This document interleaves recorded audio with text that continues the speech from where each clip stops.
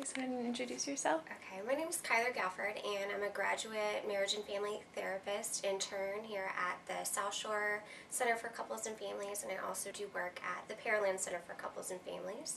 I'll be graduating this May from the University of Houston Clear Lake's Marriage and Family Therapy program, which is a nationally accredited program, one of the best in the country. Where are you from? I grew up in Sugarland, and then I moved to Clear Lake in '99. So this has been my home since then. I have great ties to the community. My husband lives here, and so I think that this is going to be our home for a while. And tell us a little bit more about your family. I am the middle child. I have a blended family. My parents divorced. In high school, it's been a really unique circumstance because I think that it taught me a really valuable lesson early on that no matter what the circumstances are, you can really grow from a hard opportunity and you can become a stronger family because of it. So it's a unique circumstance in that everybody can get along and we get to, have some experiences that I don't think a lot of families get to have. So what made you want to become a therapist? I had always just been drawn to kind of the helping profession. I remember as a child I wanted to be a veterinarian because I liked the idea of just kind of being instrumental and making a difference. And then once I got to high school, I really was exposed to the field and it just grew from there. So I made it my concentration for my bachelor's, and then I did a minor in anthropology, and at my university, I got exposed to the idea of family therapy, and from there it just seemed to click for me because I liked the idea of intervening on the whole system versus just intervening kind of at one individual level. I think we're so relationally bound that I think that needs to be the area of focus because you can make a bigger difference adjusting the whole system versus just hitting those little parts.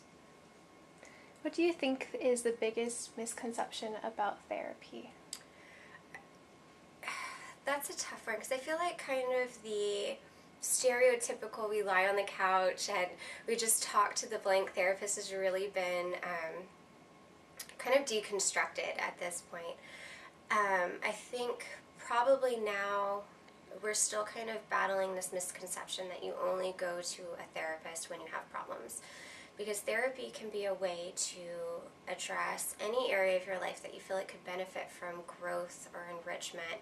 And then also highlighting those strengths that maybe haven't had the opportunity to really be utilized. So how does that affect you as a therapist?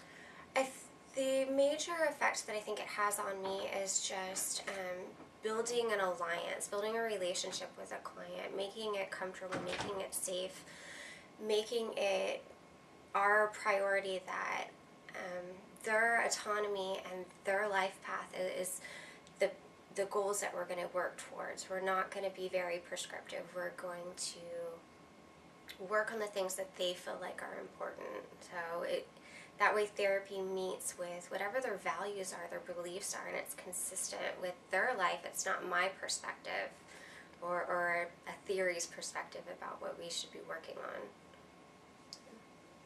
So what's one of the better experiences that you have had as a therapist? I think the better experiences that I've had, I've seen couples and families and individuals come in really hard places.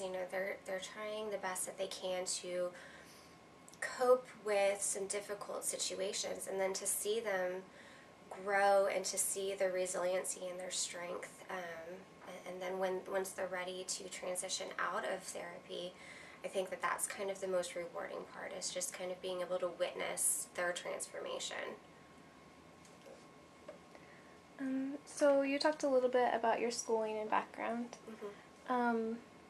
Is there anything in particular about your schooling that has helped you as a therapist?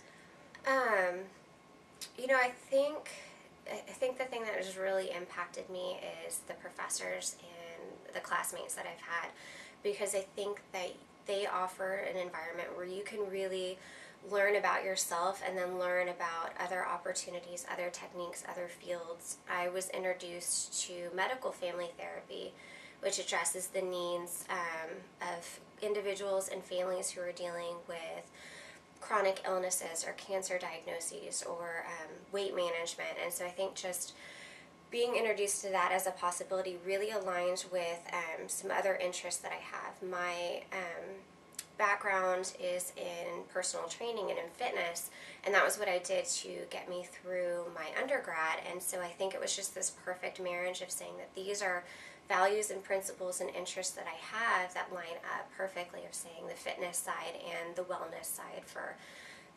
relationships and for individuals. So why fitness and therapy? I think that it actually aligns really well, because if we're addressing our physical needs, at the same time it makes it easier to address relational needs, social needs. Oh, can we edit that? Yeah. I think fitness is a huge component of our overall health and wellness.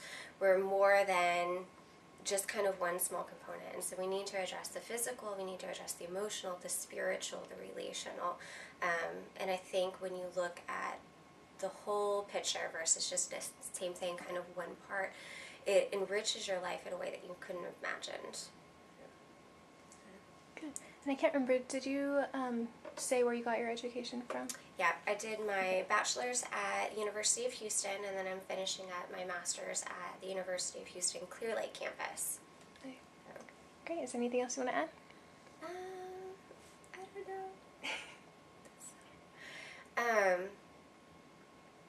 I guess maybe just kind of talking about my therapeutic approach. When I'm working with clients, I try to make sure that it is a collaborative relationship, that it focuses, on making the environment safe and warm and welcoming, and it's supportive for them. I really don't know what else to add. I think that's about it. All right. That's good.